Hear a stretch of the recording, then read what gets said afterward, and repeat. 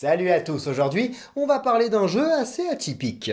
Écoutez ça. Nous sommes au début des années 80 et les choses vont plutôt mal pour une société nommée Atari. Et oui, l'Atari 2600 commence à lasser, c'est qu'on compte d'innombrables jeux en vente qui se ressemblent tous plus ou moins les uns des autres. Le public ne suit plus et délaisse petit à petit les consoles de salon, ce sera le fameux crash de 1983.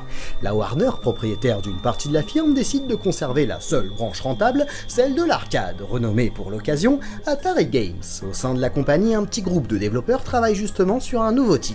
En voici le concept, incarner un livreur de journaux. Je sais pas s'ils ont tout à fait compris la situation, Atari est dans le rouge. C'est pas du tout le moment de faire mumuse.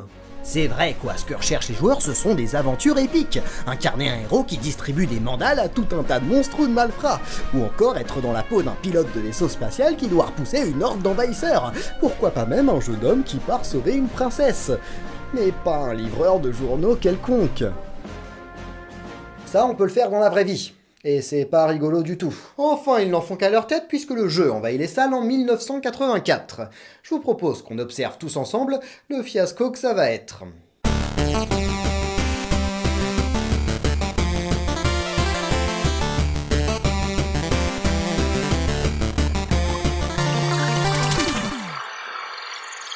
Le principe est donc d'une simplicité enfantine. Dans une résidence pavillonnaire, certains sont abonnés à notre quotidien, d'autres ne le sont pas. Sur la route, la distinction est un peu plus claire. Les maisons de nos clients sont colorées, celles des autres sont toutes grises.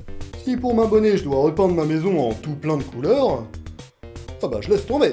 C'est vrai que pour les clients c'est une contrainte, mais ça facilite drôlement ma tâche. Si je parviens à livrer mon journal, je gagne des points, et j'ai plutôt intérêt à bien viser. Sur le palier c'est 100 points, 250 dans la boîte aux lettres.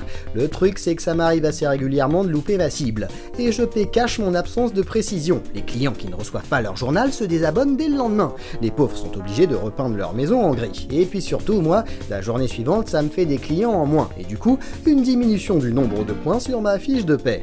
On peut vite tomber dans une spirale infernale, c'est que je dispose d'une quantité limitée de journaux. Du coup, si j'en perds, ce sont les derniers habitants qui ne pourront pas recevoir leur quotidien. Ça m'énerve déjà d'être en train de gérer tout ça. Le seul truc que j'avais pas soupçonné, c'est que c'est un métier assez dangereux. Déjà, il y a la circulation. Les habitants roulent comme des malades, sans se soucier des piétons ni des cyclistes.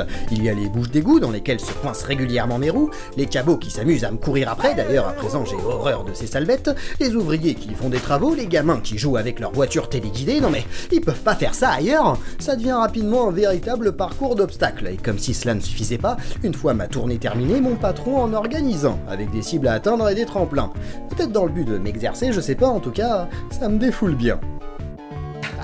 Allez, arrêtons le massacre. Oui, c'est un métier assez remuant, davantage que ce que j'imaginais. Mais j'avais raison, on ne fait pas un jeu vidéo d'un job du quotidien. C'est bien moins fun que de tirer sur des ennemis avec un fusil ou un vaisseau, et... Oh. Peut-être que... Je suis en train de penser, si le patron insiste tant à nous entraîner à lancer avec puissance nos journaux, c'est peut-être aussi parce qu'il espère que...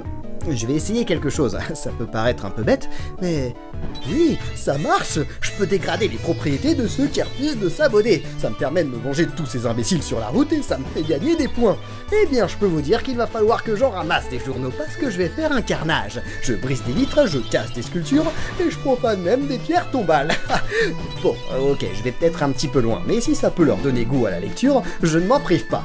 En revanche, mes abonnés ont un traitement de faveur. Étant donné que je passe mes journées dans les rues, je peux vous dire que j'assiste à tout un tas d'événements. Par exemple, un cambriolage.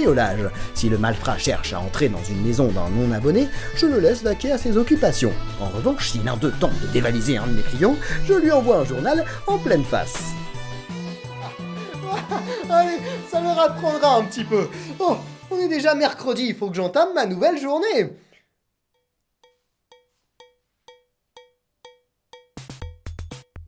Non, c'est pas que je m'amuse, c'est juste que je gagne de nouveaux abonnés et qu'ils attendent leurs journaux et c'est normal que je fasse ma tournée quotidienne. Quoi ? Bon, d'accord, c'est pas mal foutu, c'est assez sympa et... c'est même carrément prenant. Oui, Paperboy est une réussite totale. La borne d'arcade est déjà tout à fait originale avec son guidon à la place du joystick. Son concept se distingue totalement de la masse de shoot'em up et de jeux d'action. Le titre se démarque aussi via son humour. Brayton Dewey, qui a participé au développement, a lui-même dans sa jeunesse exercé le métier. Il expliquera s'être énormément inspiré de son expérience personnelle pour imaginer toutes ces situations, bien entendu fortement exagérées, pour rendre le titre amusant et prenant. Livrer le journal, détériorer les propriétés, éviter le trafic, la formule fonctionne à merveille. Le jeu fourmille de détails amusants, comme un panneau interdisant la présence de Pac-Man, la mort qui se balade dans les rues. L'équipe de développement aura tout de même un regret, celui de ne pas avoir eu le temps et surtout la mémoire nécessaire pour incorporer l'animation du lancer de journal. Car oui, le quotidien sort du corps de notre jeune homme un peu miraculeusement. On ne voit pas sa main le lancer, mais cela n'a pas empêché le titre de connaître un énorme succès dans les salles et d'être adapté sur presque toutes les machines de l'époque, du ZX Spectrum à l'Amstrad CPC, à la Game Boy, à la NES, à la Lynx et j'en passe. Malgré quelques ajouts intéressants comme le fait de pouvoir incarner une Paper Girl, de pouvoir envoyer ses journaux sur les deux côtés, Paperboy 2 ne marquera pas autant les esprits. C'est qu'il a été développé pour les consoles de salon et sur la durée, la formule marche moins bien, le système de jeu se rapprochant un peu trop de la version arcade. Paperboy 64, lui, se cassera totalement la figure, ce qui est franchement regrettable, puisque nous avons enfin un mode aventure, avec des niveaux variés, la présence de boss, et bien plus de liberté. Fini le scrolling qui nous impose son rythme. Ici, on se déplace librement dans de petits quartiers résidentiels pour livrer notre journal et embêter les non-abonnés. Le but à terme étant d'obtenir de nouveaux clients pour se voir confier de nouveaux quartiers et donc de nouveaux niveaux. Mais en cette année 1999, la concurrence est rude sur la console de Nintendo, avec notamment les sorties de Perfect Dark et Donkey Kong 64. Pourtant, si vous souhaitez le redécouvrir, Paperboy 64 est un titre qui vaut le détour. En ce qui me concerne, je suis bien obligé de l'admettre, je me suis trompé. On n'est pas forcé d'avoir des armes à feu pour s'amuser dans le jeu vidéo. Et Paperboy en est la preuve la plus flagrante. Via son succès dans les salles et son originalité, ce titre fait aujourd'hui partie intégrante de l'histoire du jeu vidéo et c'est tout à fait mérité. Quant à moi, je vous donne rendez-vous la semaine prochaine pour un nouvel épisode. Salut à tous!